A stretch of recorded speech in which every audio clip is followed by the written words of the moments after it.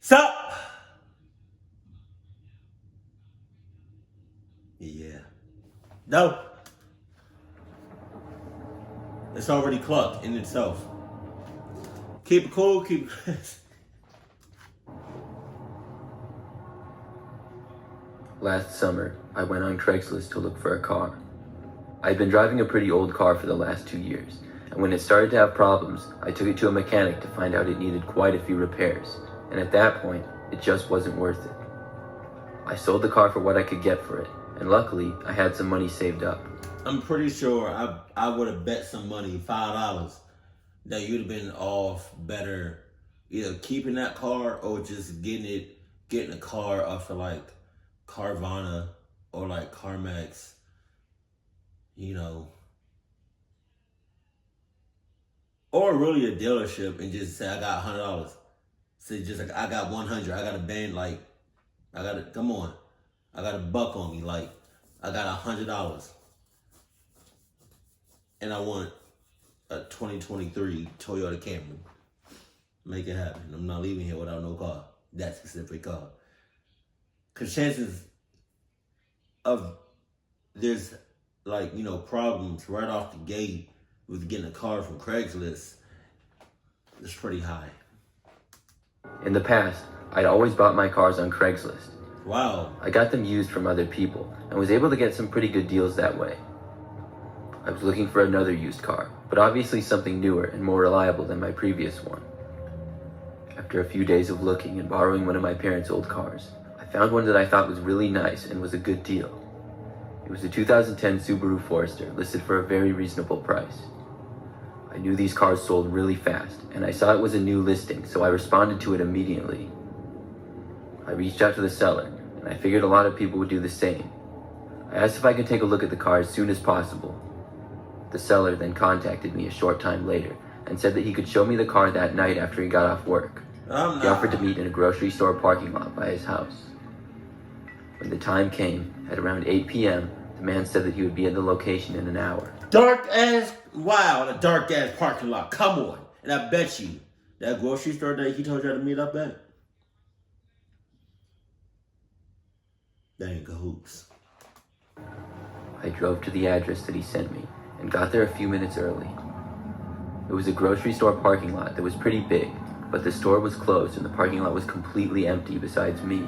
Hey, wow. I texted the seller telling him that I was there. He responded that he would be there within 5 minutes. A short time later, I saw a car pull into the parking lot, but it wasn't a Subaru Forester. Instead, it just looked like an average white car. I figured it was someone else until the car parked just a few spaces away from me. I then saw a guy get out of the car who appeared to be on the younger side. He walked towards my car. I opened my door and got out. The man reached out his hand to me and said his name was Al. I introduced myself back to him. He then asked me if I would like to see the car. I looked at what appeared to be a white Ford Fusion, which was nothing like the green Subaru Forester I had planned to look at. I told the man I thought he was selling a Subaru Forester. The man looked at me for a few seconds and then started laughing a nervous laugh. He then apologized and told me this was another car that he was selling and had just got his appointments mixed up. He then pulled out his phone and started looking through it. As he was doing this, I saw out of the corner of my eye in the backseat of his car someone's head slowly creep up. I only saw the top half of their head, and their eyes looked at me before the head quickly ducked back down. I found this strange, as if someone was hiding in the back from me. Although I only saw the top half of the person's head, it appeared to be a grown man. As Al kept looking at his phone, I asked him who was in his car. He told me nobody was, and he had come alone. Okay. I told him it looked like... Alright. Okay. Really? That's what we do?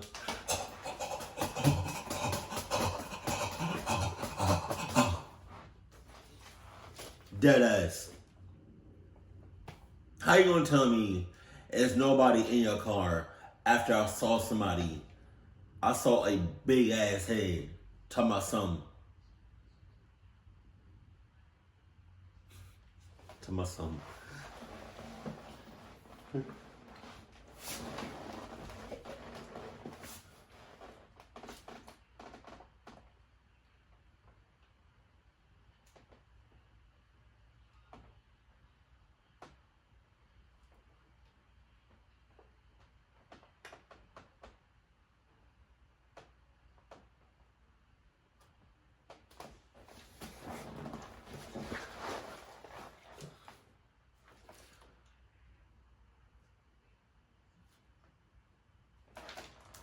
someone was in the backseat of his car. Al then interrupted me and said he saw now that I had responded to his ad for a Subaru Forester and not the Ford Fusion. He then apologized for getting them confused. I asked him if he was a dealer, but he said no, he just had a couple of cars for sale at the moment. Wow. By this time, I was feeling sort of weirded out, and being in a quiet parking lot at night didn't help. Al then asked me if I was interested in looking at the Ford Fusion anyways. He started trying to sell me on the car, saying that he would give me a great deal and that I could even test drive it. It really wasn't what I was looking for though, and I told him no thanks. I then told Al once again that I was sure I saw someone in his back seat. Al then walked over to his car and got inside. I saw him look in the back, and then he rolled down his passenger window and said to me, "Nobody's in there." Then he drove away without saying another word. Okay, you wanna do this shit? Open the back door. Open all the doors. Oh, you don't want to? Why?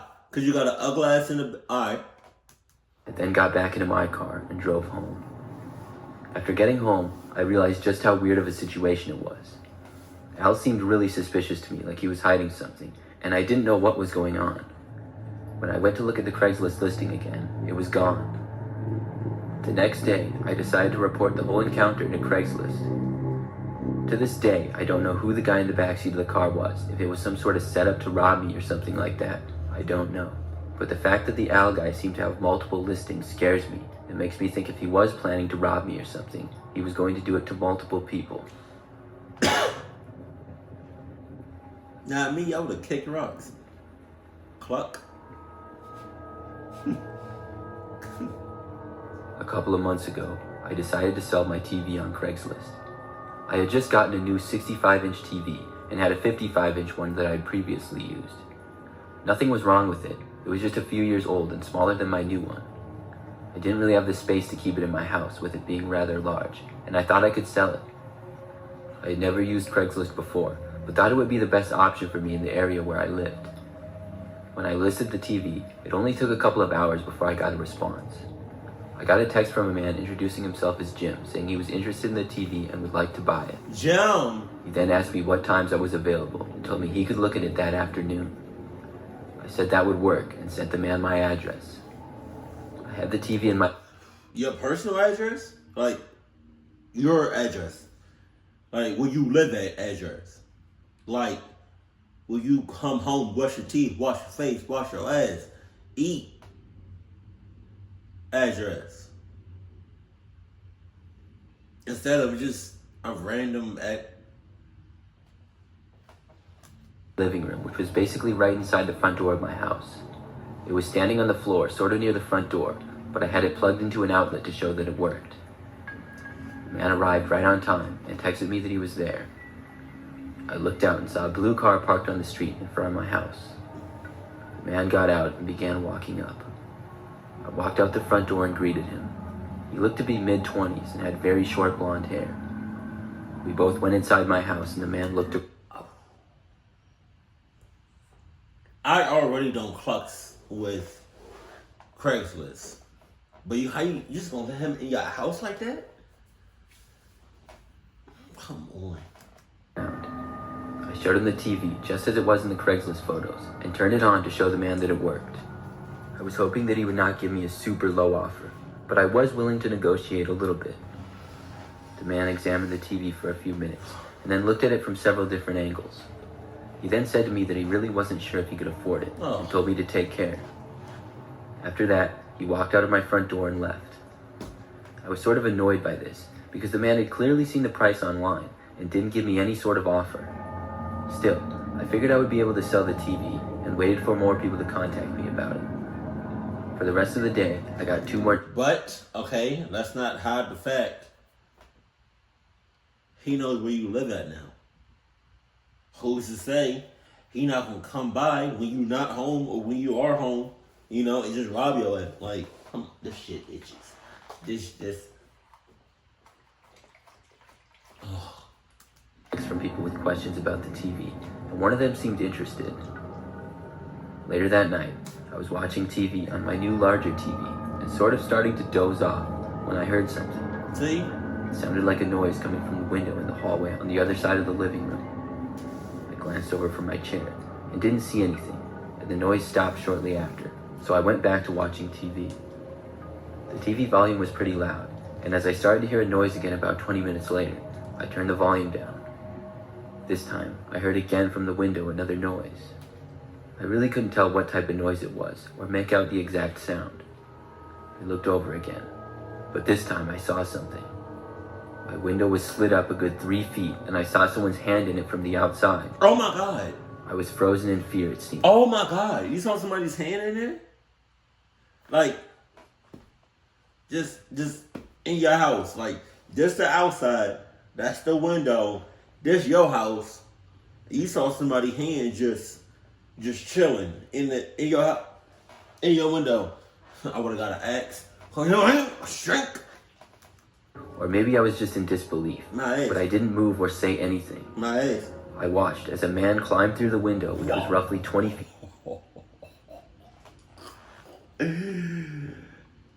Hey, yo, PA, you wanna come out here?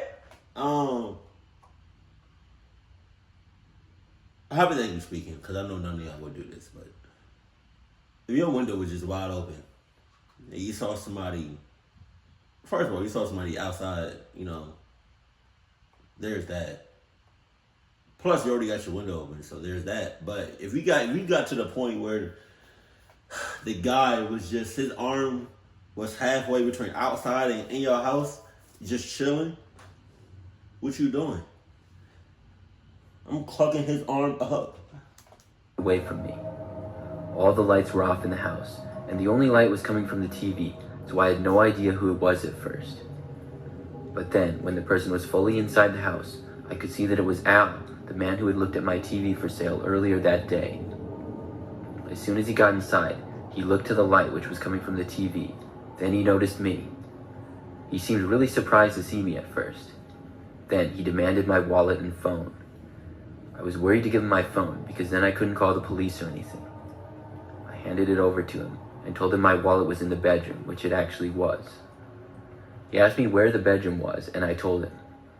He told me not to move at all, and he backed away facing me towards my bedroom. He didn't appear to have a weapon or anything, but I wasn't going to risk it. I told him I wouldn't move, and Al then asked me where in the bedroom my wallet was located. I told him it was on my nightstand, and then I watched him go into the room and turn the lights on. That's when something in me just decided to run. I ran to the kitchen, which was in the opposite direction, and then quickly opened the sliding glass door which led to the backyard. From there, I ran as fast as I could to a neighbor's house who I was friendly with. I pounded on their door for a good 20 seconds before they opened up and let me inside. From there, I used their phone to call the police. When the police arrived, Al was long gone, but I was able to give them a decent amount of information on him. He had stolen my wallet, phone, and TV I had for sale, as well as a couple of other valuable items I had. As a lesson from this, I would recommend anyone selling on Craigslist should not give out their address. No but instead shit. meet in some sort of public location. Jesus. You would think that's common sense, but some people just don't have it. Just a couple of weeks ago, I was looking to earn some quick cash. I'm a college student and was short on money at the time. Because I would be going back home when the semester ended, I felt as though I couldn't get a traditional job at a store or something like that, because I would only end up quitting after like a month. I also wanted more flexible hours. I went on Craigslist and found a section where you could do jobs for people, like help them move or do yard work, things like that. I saw an ad that had very recently been placed for someone asking for someone to clean their gutters. They said they were paying $100 for someone to clean their gutters. The ad said the job would only... I know what a gutter is. It's just... I farted, excuse me. It's just like, when you say it out loud, it sounds sexual as hell. Hey, I need anybody, to clean my gutters. Make it clean. Yeah, get in there. You're deep in there. Oh, yeah. I want to see sweat. All right, that's you doing too much. take a couple of hours, and ladders would be provided. I thought this seemed like some quick and easy money. I was in pretty good shape and had cleaned gutters in the past, so I reached out and heard back a short time later. I had gotten the job and was told I could work it the next day. The man who had the ad told me his name was Rick, and he would pay me $50 when I got there, and another $50 when I was done. He gave me the address, and the next day I went out to the location. I wasn't really familiar with the area at all, as I only went to that town for college and never really explored it much. It was an older neighborhood that seemed sort of out in the country. The house itself looked very old and not in the best of shape. I saw the man was already outside when I got there, and I got out and met him. He was Rick, and he told me he lived there alone with his cat. Rick? He was an older guy and seemed really nice. He then basically told me what to do and showed me a ladder that was already out. He paid me the $50, and I took the ladder and began working. The house had 2 stories above ground, and the gutters were very dirty. It looked like they hadn't been cleaned in many years. It was a sort of satisfying job to see them get clean. When I was in the back of the house, working at the top of the ladder, I noticed something from inside the house though. There was a window on the 2nd floor with a really creepy looking man just staring at me and smiling. Oh my God. It looked like he was insane or something, and I remembered how Rick said he lived alone. This creeped me out a little bit, but I kept on working. The man stayed there for at least another minute, and I could feel him staring at me until finally he disappeared. I moved on to the side of the house, and suddenly saw a police car pull out front. I didn't really think too much of it until I saw an officer get out and walk over to me. When I saw him approaching, I got off the ladder and met him. He asked me what I was doing. I told him how I was cleaning the gutters for the man who lived here.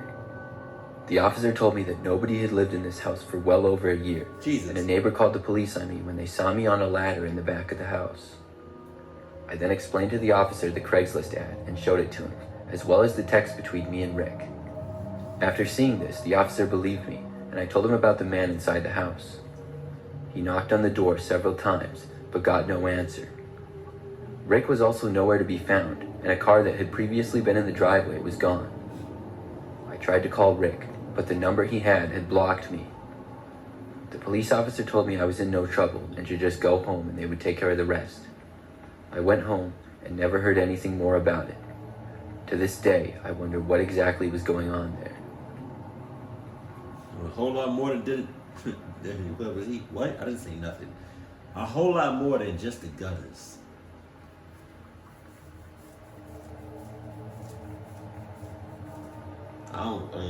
Y'all already know how I felt about Craigslist. I've never used it. Do not plan on using it. If you use it, get the hell on. Don't talk to me. Don't look at me. Don't message me. Don't DM me. Don't do nothing to me. I don't even care if you change the name, of Craigslist. It could be Frankless, Mikeless, Josh. Like, I don't care. Any type of list. You better list your ass on my house, on my face. Keep it cool, keep it classy, and I love you. Stay happy. My family.